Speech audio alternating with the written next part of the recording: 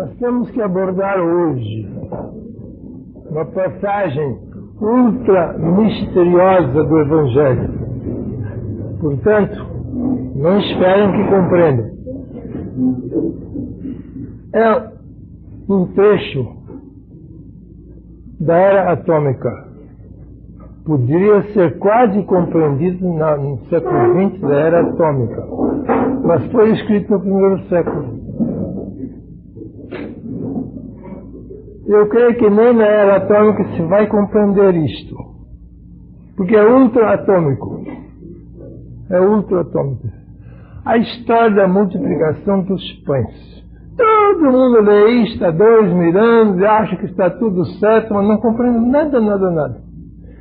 Está escrito nos 4 evangelhos: Mateus, Marcos, Lucas e João. Tudo mesmo. 3 deles assistiram ao fato, não se esqueçam. Mateus, Marcos e João assistiram ao fato da multiplicação dos pães. Lucas não assistiu. Escreveu depois, mas disse que se informou com todas as testemunhas presenciais dos fatos e que ele vai contar está rigorosamente certo, diz Lucas, o médico. Quer dizer, 4 historiadores do primeiro século falam disso.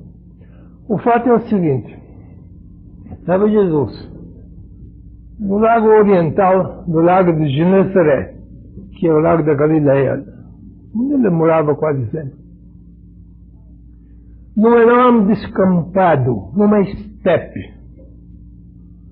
e era seguido de milhares e milhares de pessoas. Está lá. Por quê? Porque ele falava de um modo como nunca ninguém tinha falado. Todo mundo estava encantado com o que o profeta Nazaré dizia. E principalmente porque curava todos os doentes.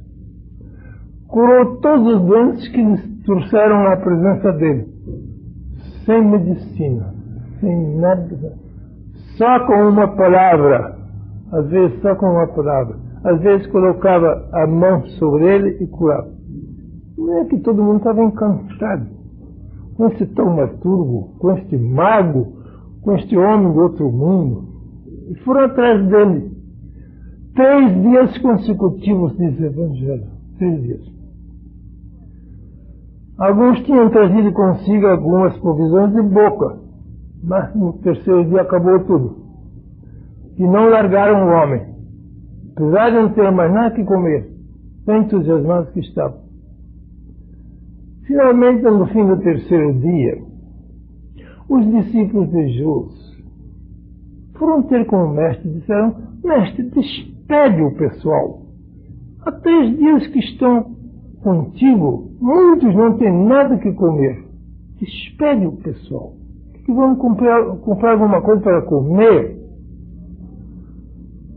Quer dizer, não havia nada. Então disse o mestre: dá-lhes voz de comer. Meu Deus, dá-lhes voz de comer. Diz o texto que eram cerca de 5.000 homens, sem contar mulheres e crianças. 5.000 homens, sem contar mulheres e crianças. Dizer o mestre, dá-lhes voz de comer, todos ficaram desapontados. Disseram: o que o mestre está dizendo aqui? Onde é que você vinha de comprar pão, ele diz, num deserto destes?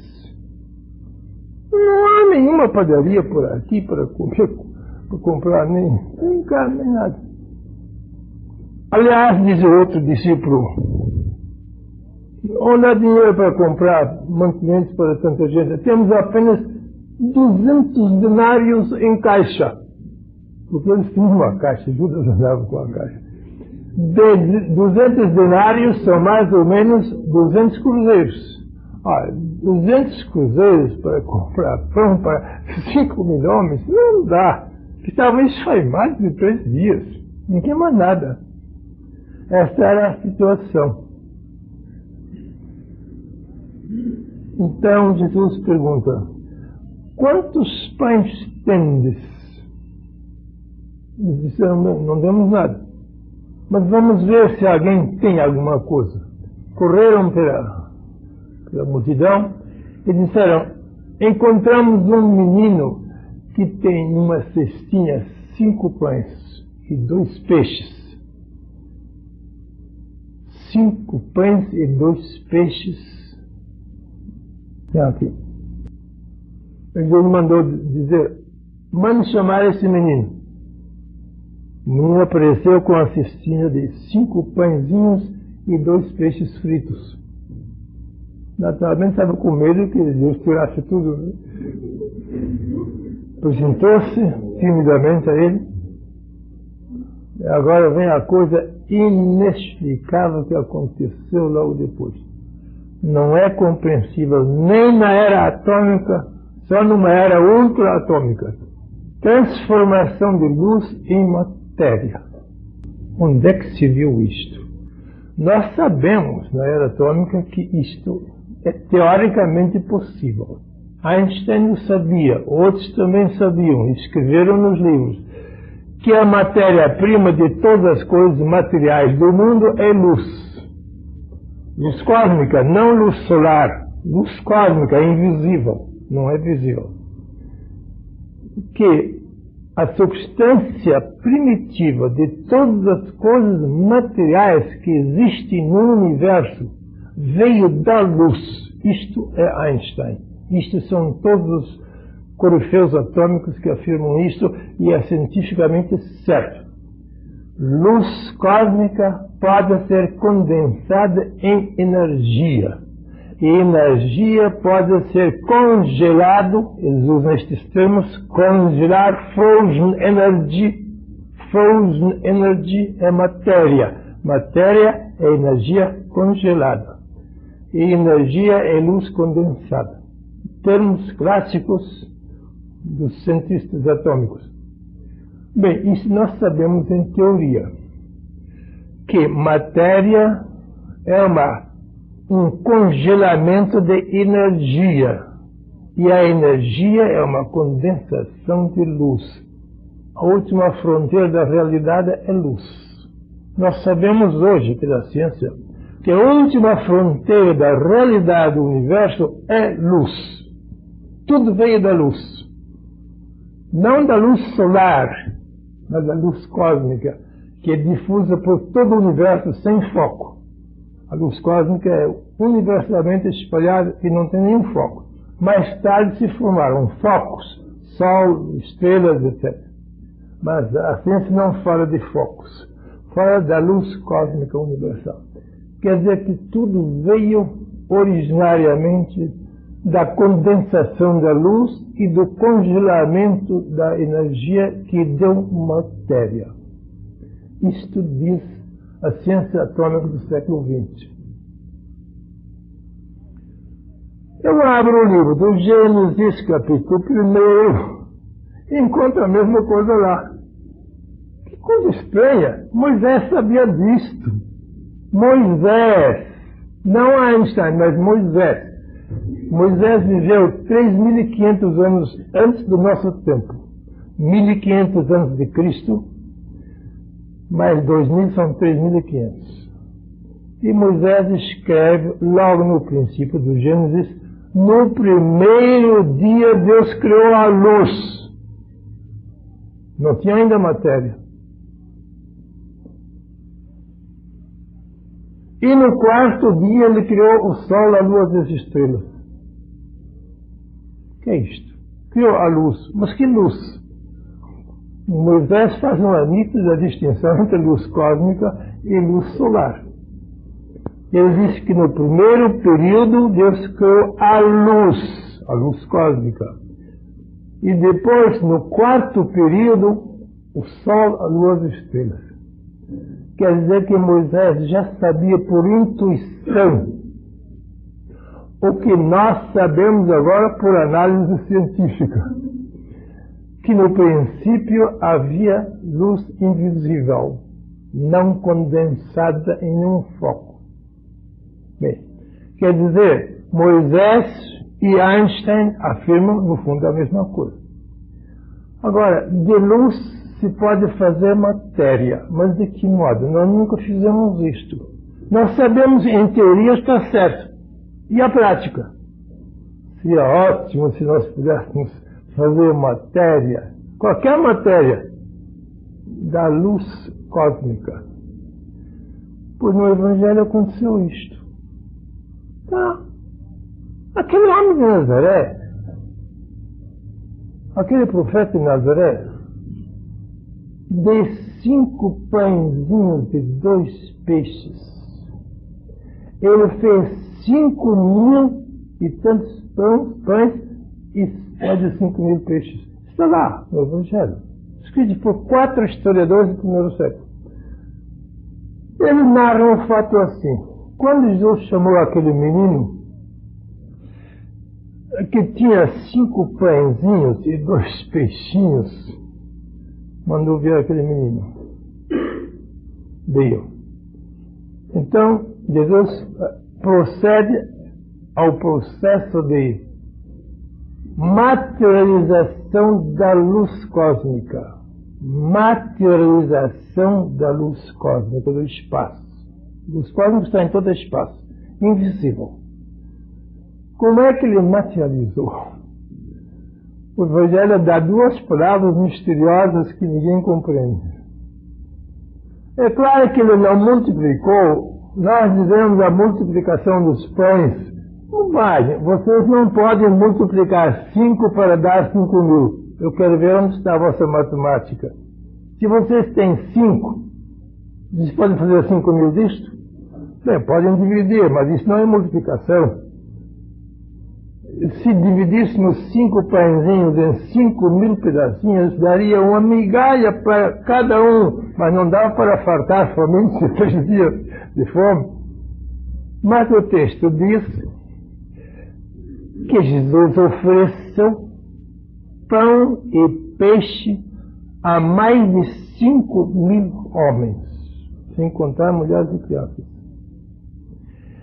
E que depois que estavam todos fartos, ficaram fartos, realmente de barriga cheia. Jesus disse: agora recolhei os pedaços que eles jogaram no chão, porque quando o pessoal come, pega sempre fora uma porção de pedaços, para que não sejam pisados aos pés, porque não convém pisar aos pés a comida. Então os discípulos de Jesus saíram e encheram 12 cestos, 12, só com os pedaços que sobraram, está tudo lá. Eu quero saber, como é que vocês podem multiplicar 5 pãezinhos para 5.000 homens comerem e depois ainda sobrar mais do que havia antes? Sobrou mais do que havia antes, sobraram 12 cestos só de pedaços. É o que está dentro do mistério. Nós passamos por cima daquilo, ele multiplicou. Mas eu quero saber, segundo que matemática se pode multiplicar 5 em 5.000? Não existe nenhuma possibilidade. Bem, ele fez um milagre. Milagres não existem. Nós pensamos que o milagre é uma coisa fora das leis da natureza. Não existe nada fora das leis da natureza. Nunca existiu um fato que não estivesse dentro das leis da natureza. Cristo nunca fez um milagre no sentido de ter feito uma coisa que não seja natural. Não existe. Fora da natureza não existe nada. Deus também faz parte da natureza. Deus é a alma da natureza. E a nossa natureza visível é o corpo da natureza. Bem, quer dizer, um tal chamado milagre não existe. Não existe. Seria contra a lógica, contra a matemática e contra a natureza. Não existe tal coisa. Ele não procedeu nada contra a lei da natureza. Ele não fez nada contra as leis da natureza. Fez de acordo com as leis da natureza. Agora aí começa o nosso mistério. Mas por que é que nós não podemos fazer estas coisas se é de acordo em harmonia com as leis da natureza? Porque nós não sabemos nem 10% das leis da natureza. Nós julgamos conhecer a natureza, é pura ilusão. Nós não conhecemos 10% da natureza. O resto para nós é sobrenatural. Aquele resto que passa dos 10% nós chamamos sobrenatural. Vou fazer um círculo. Imagine que isso seja a natureza. Que isso seja a lei da natureza. Vamos dar o número 100. E aqui tem um segmento igual a 10. Isto é que nós conhecemos da natureza. Este 10, nem tanto. Se eu digo que nós conhecemos 10% da natureza, é muito otimismo. Eu não creio muito. Vamos por aqui 10 que são as leis conhecidas por nós da natureza. E aqui tem 90, entre 10 e 100 ainda sobra 90. Esse 90 nós chamamos sobrenatural. Sobrenatural. Não existe nenhum sobrenatural. Existe só o natural. Mas existe o natural conhecido por nós e o sobrenatural desconhecido por nós. É claro. Se nós conhecêssemos toda a ordem natural com todas as suas leis, nós podíamos fazer muito mais do que fazemos, mas nós não sabemos quase nada. Nós estamos soletrando no primeiro ano de escola elementar as leis da natureza. Estamos soletrando, mesmo na era atômica. Na era atômica. Porque nós sabemos, teoricamente, que luz é a base de todas as matérias. Isto nós sabemos em teoria. Mas se alguém nos desafia e diz, bem, se luz é a base de todos os elementos físicos, os 49 elementos da química, por exemplo, de que são feitas todas as coisas, então por que é que nós não transformamos luz cósmica em matéria? Bem, aí nós estamos diante de um impasse. Nós sabemos em teoria que está certo, mas não sabemos na prática. Porque nós apenas conhecemos a teoria, inteligimos, mas não sabemos. Saber é muito mais do que inteligir. Inteligir é um ato mental, que chamamos conhecer. Mas se nós pudéssemos aplicar a prática de cada dia, o nosso inteligir, o nosso conhecer, e se nós soubéssemos, saber em latim quer dizer saborear, sapere, de que fizemos saber em português, quer dizer, quando a gente saboreia uma coisa, então a gente sabe. Mas quem não saboreia, não sabe. Uma teoria não é saborear, uma teoria não é saber. Uma teoria é uma coisa muito longínqua, muito vaga, mas se nós pudéssemos pôr em prática o nosso inteligir teórico, então nós poderíamos dizer, eu sei.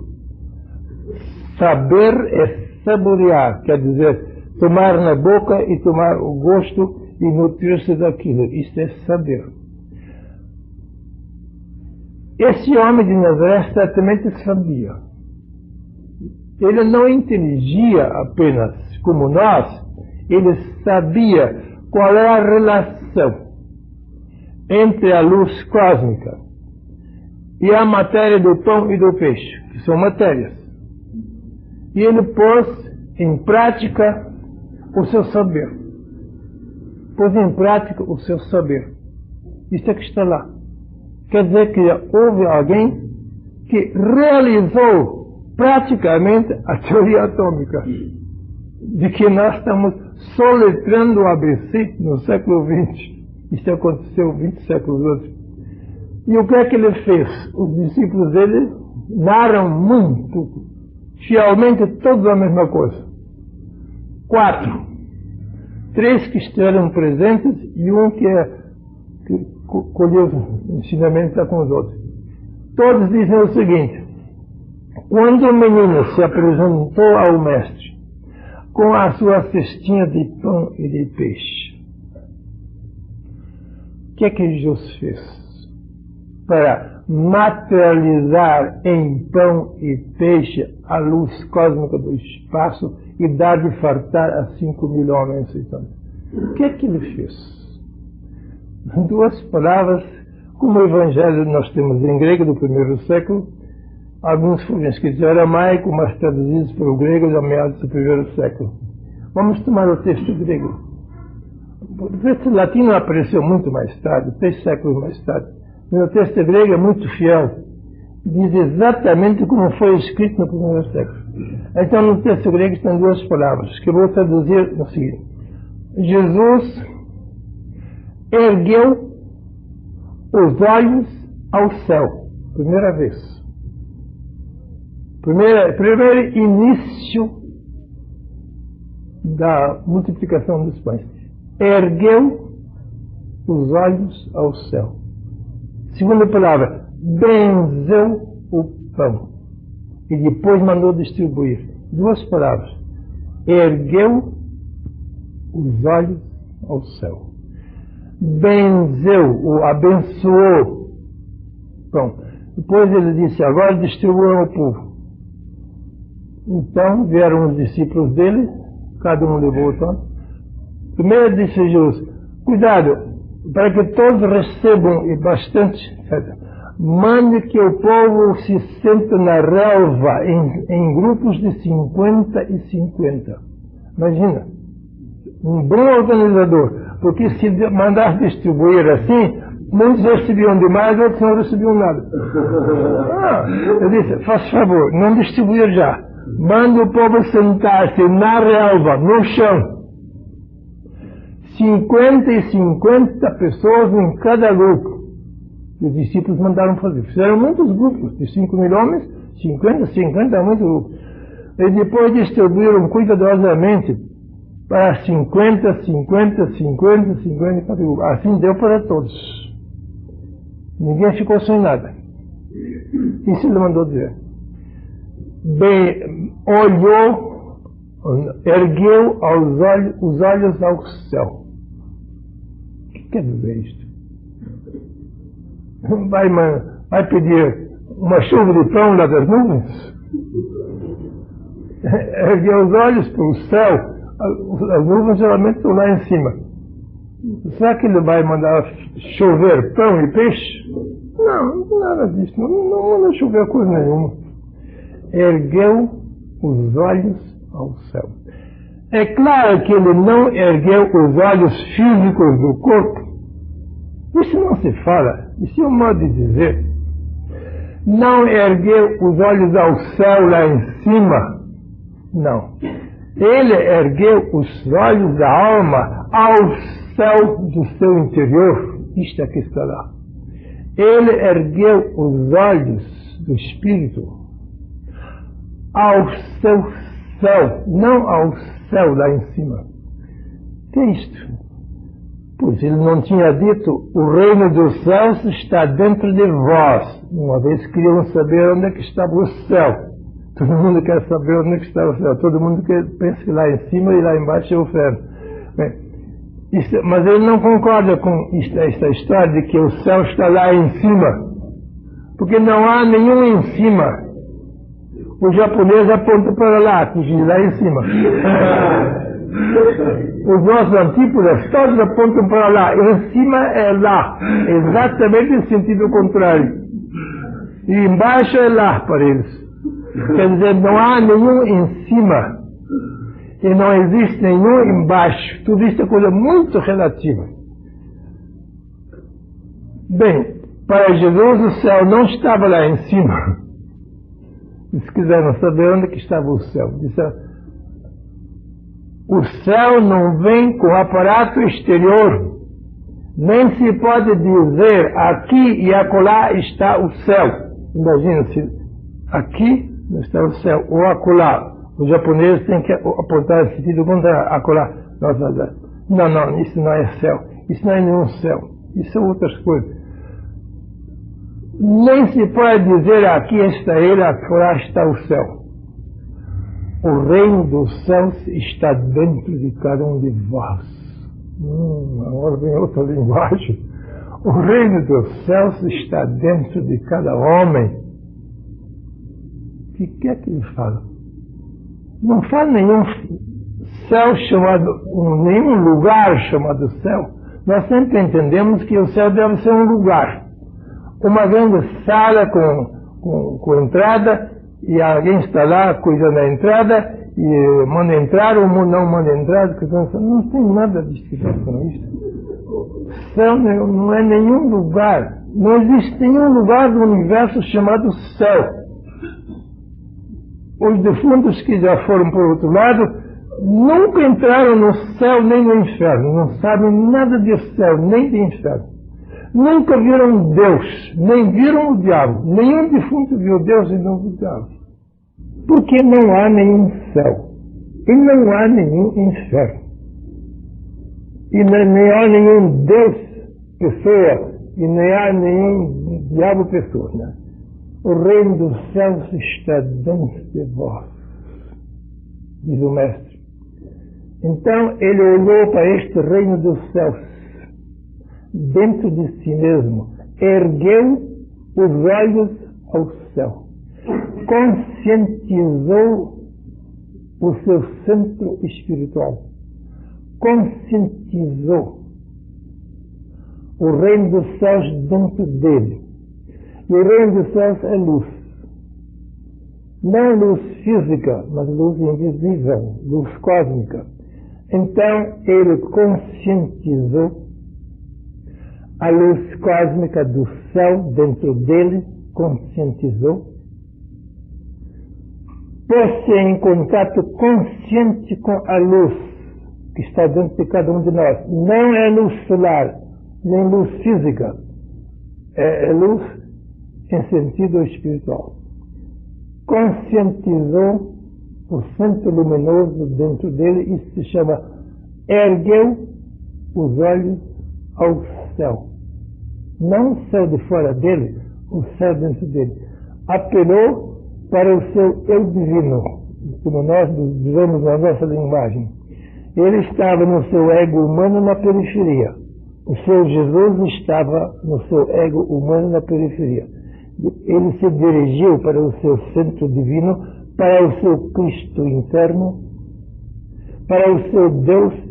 Eu e o Pai somos um. O Pai está em mim, eu estou no Pai. Isso é a linguagem dele. Então, ele se dirigiu conscientemente para a fonte de todas as coisas. A fonte de todas as coisas é luz. E as coisas aparecem em forma de matéria. A matéria é um produto da luz. Mas a fonte da matéria é a luz. Então ele se dirigiu à fonte dentro dele. Ergueu os olhos ao seu céu interno. Deu ordem a esta luz interna dele que se materializasse em forma de pão e de peixe. E foi obedecido imediatamente. Apelou para a fonte de toda a matéria, que é luz. Não luz física, mas luz cósmica. No primeiro dia Deus criou a luz, diz Moisés. E no século XX, a Einstein diz, a substância primitiva de todas as matérias é luz. Mas nós não temos o poder de transformar a luz cósmica em matéria. Aí nossa fraqueza, nós estamos apenas começando a soletrar as leis da natureza. Isso não é fora da natureza. Vocês nunca devem pensar que existe uma coisa fora da natureza. Não existe nada. A natureza é infinita. A natureza é infinita. Não tem nenhum fim a natureza. A natureza não quer dizer coisa física. A energia e a luz são da natureza. A natureza é tanto física e finita, como também metafísica e infinita. A natureza é infinitamente grande. Mas nós conhecemos só o ABC da natureza. Nem 10%. Mas aquele homem de Nazaré conhecia muito mais da natureza do que nós conhecemos. Ele não fez nada fora da natureza. Aliás, nunca existiu um acontecimento que ultrapassasse as leis da natureza. Nós usamos a palavra milagre, derivado do latim miraculum. Miraculum, em latim, quer dizer objeto de admiração. Miraculum, aquilo que se admira. O que é que nós admiramos? Quando não conhecemos a causa. Quando conhecemos a causa de um efeito, nós não admiramos mais. Nós falamos, é natural. Imagina, ainda há pouco tempo, um avião seria um milagre. Uma coisa pesada que voa lá no ar, muito mais pesada que o ar, como é que ele pode voar? Isso é um milagre. Para o século passado seria um milagre. Ver alguém que não está presente seria um milagre. Nós estamos fazendo pela televisão. Ouvir a voz de alguém que não está presente, está lá do outro lado do mundo, está em Washington ou Tóquio, e nós ouvimos a voz dele, isso é um milagre. Era um milagre ainda há pouco. Agora não. Por quê?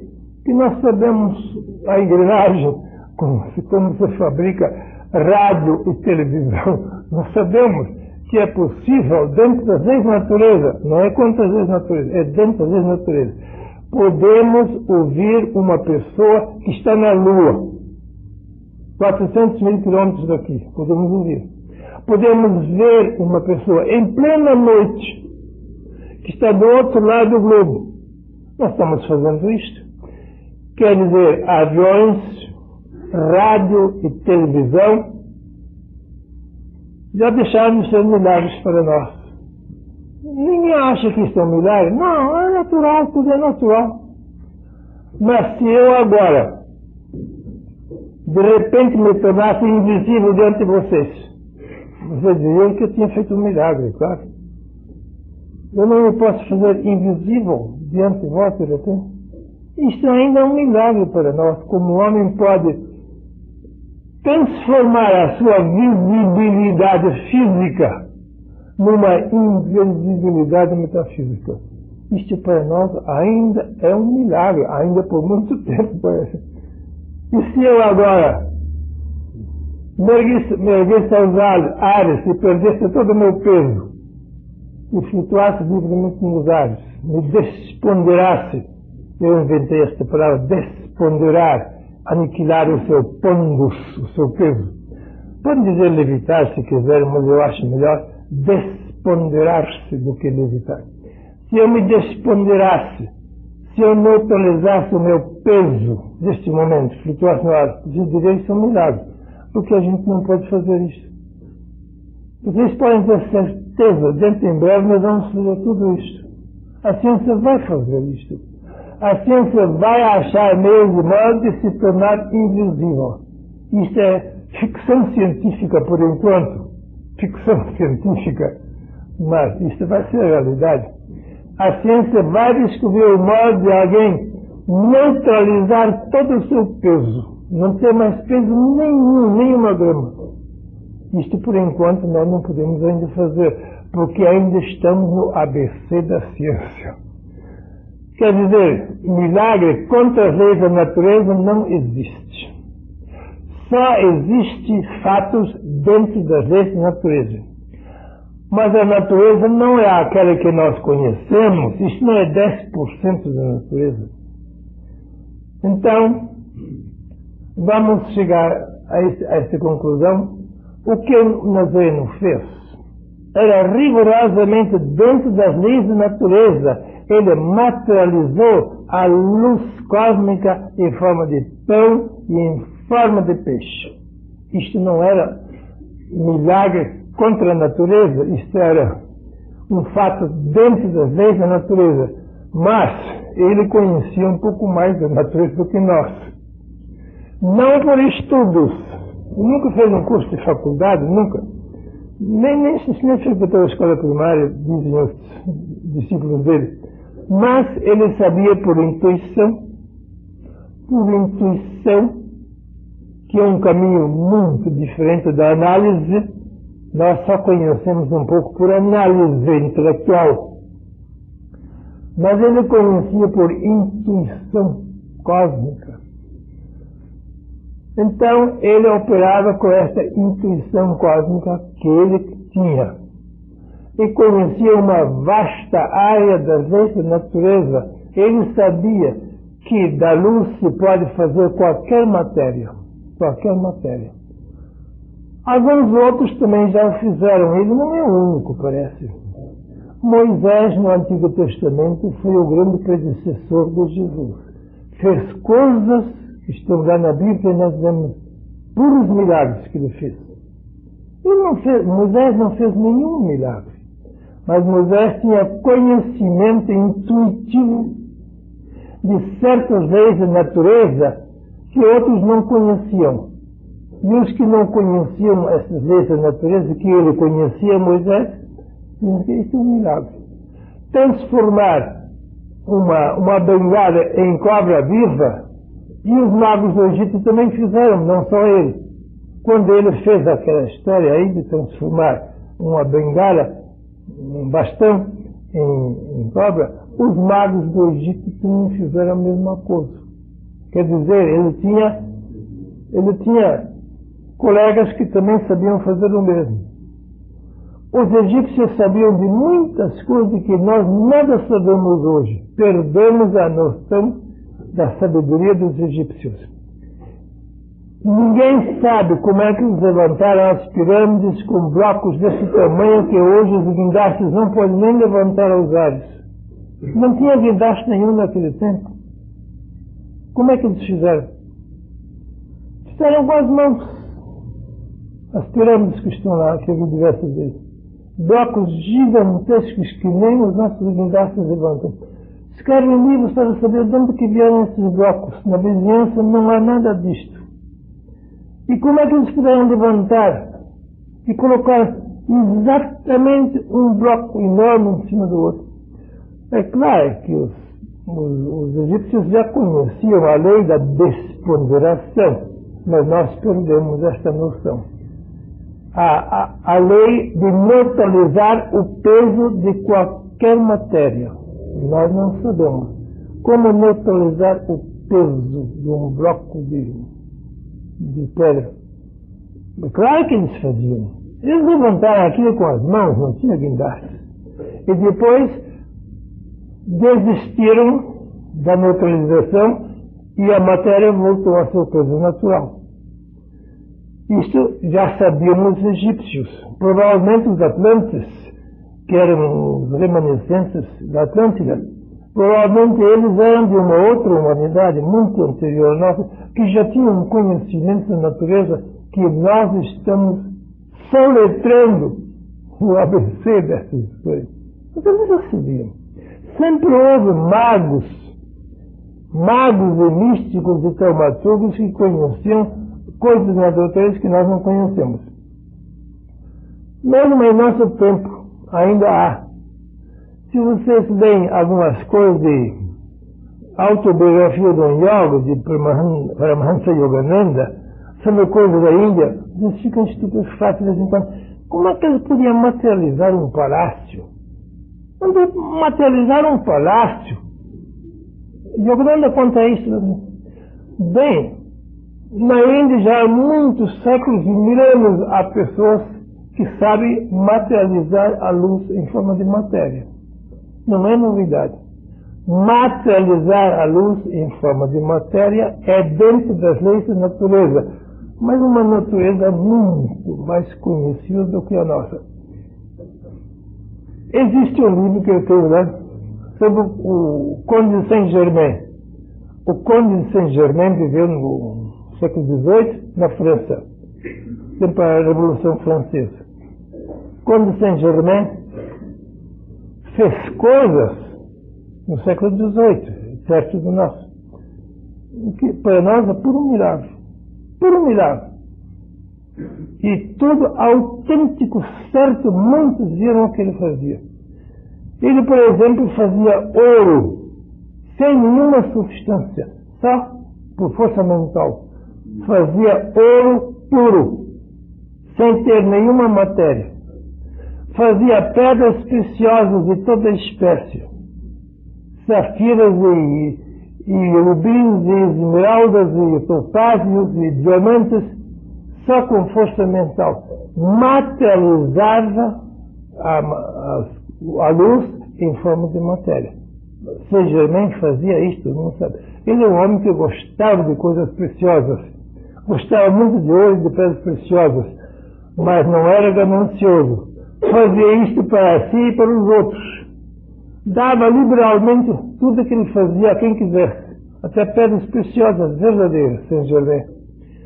Ele viveu muito nas cortes dos reis da França, no tempo da Revolução Francesa, quando todo mundo era guilhotinado. A célebre rainha Maria Antonieta, que foi guilhotinada também durante a Revolução, ela se dava muito com Saint-Germain, porque Saint-Germain visitava muito a corte de Dona Maria Antonieta. E preveniu essa rainha austríaca, mas casada com um francês, preveniu que eles mudassem de política na França, porque todos acabariam na guilhotina. E acabaram mesmo, inclusive ela. Depois ela perguntou a Saint-Germain, quando é que me visitarás da próxima vez? Saint-Germain disse, é melhor não dizer, porque vai ser um tempo muito triste. Ele se referiu à morte dela na guilhotina. Então, Saint-Germain desapareceu depois da Revolução Francesa, depois de ter vivido muito tempo na França, muito conhecido em muitos países da Europa. E disse, no tempo de Napoleão Bonaparte, ele desapareceu.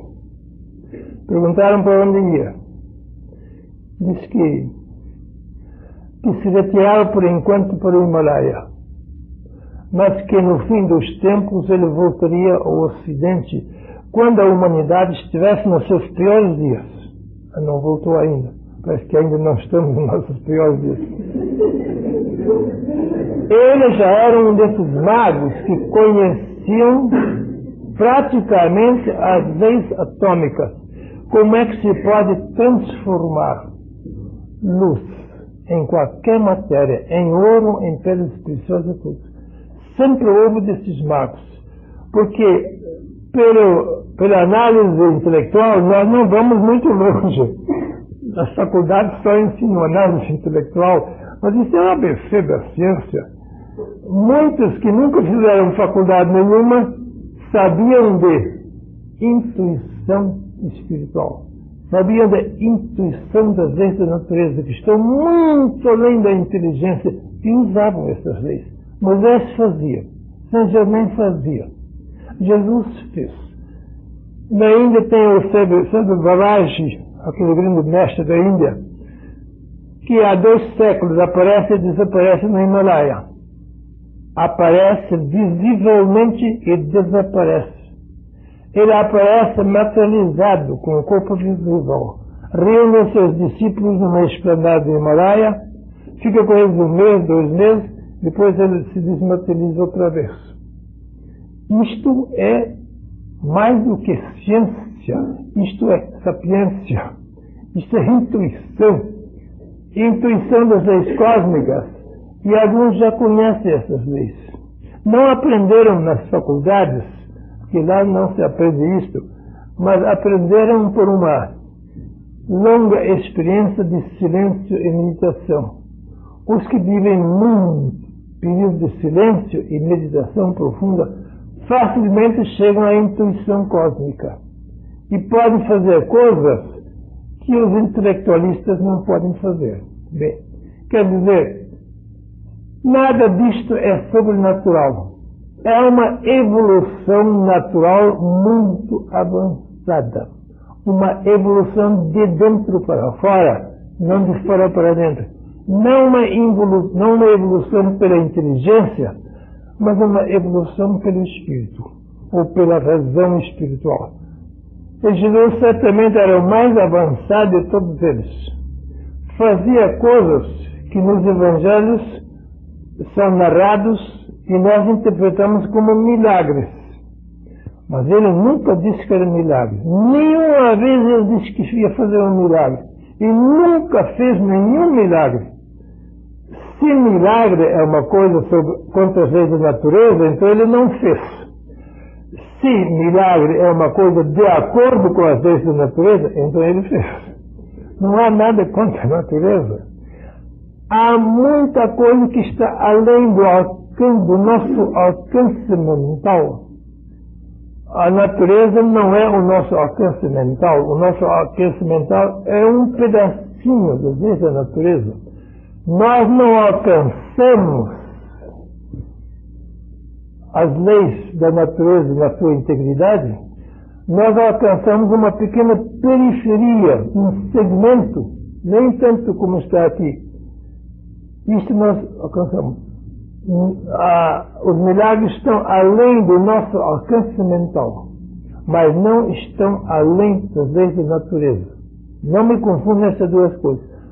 Os milagres estão além do nosso alcance mental, mas os milagres não estão além das leis da natureza, que a natureza é infinitamente grande.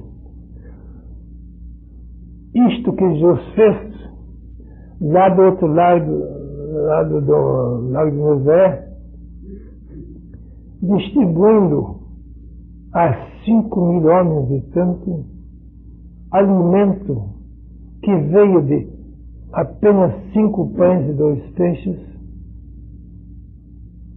é uma das coisas mais estupendas que ocorreu naquele tempo. Ele fez diversas vezes coisas semelhantes. Quer dizer,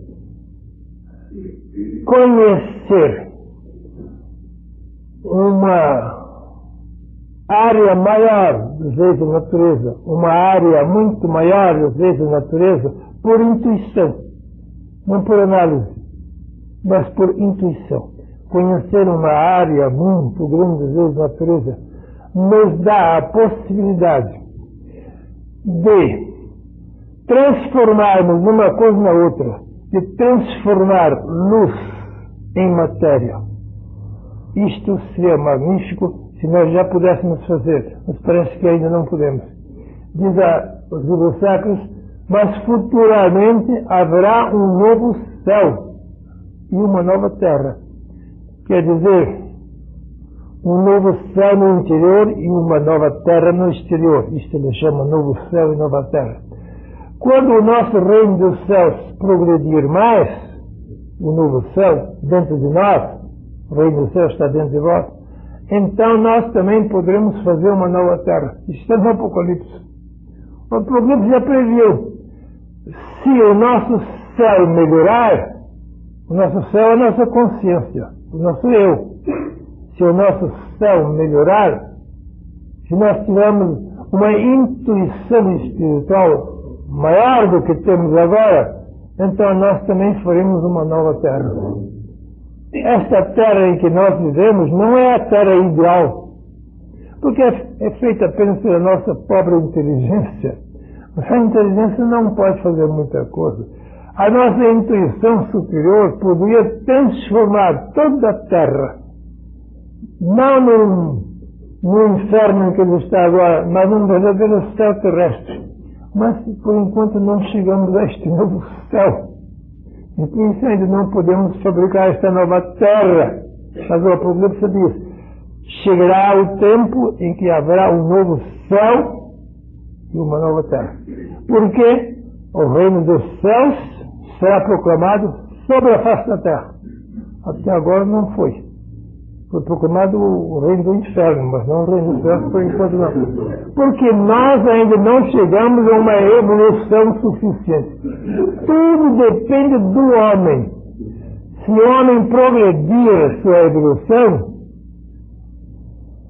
para além do ABC em que ele está agora, e descobrir o seu céu interno, o seu eu, como nós dizemos, o céu que está dentro de nós, como diz o mestre. Então, ele pode transformar a terra numa coisa completamente diferente do que nós temos agora. Bem, Chega a isso sobre a multiplicação depois. Querem fazer alguma pergunta? Podem fazer. O eu, alma e Deus são a mesma coisa? Só existe uma realidade. O infinito, o absoluto, o eterno, que pode chamar a divindade se quiser. Esta única realidade infinita se revela de muitos modos finitos. A essência é uma só. As existências são muitas. Mas a essência infinita está presente em todas as existências finitas. Não se esqueçam disso. A essência infinita está presente em todas as existências finitas, também no homem. No homem ela está conscientemente, na natureza ela está inconscientemente, mas está presente. Existe uma única essência infinita, que se manifesta em numerosas existências finitas, no mundo mineral, no mundo vegetal, no mundo animal e, sobretudo, no mundo hominal. Conosco começa a essência consciente. Nos outros seres, a essência é mais ou menos inconsciente, ou semi-consciente, ou inconsciente. É isto. Obrigado. Bem, vamos terminar com isto.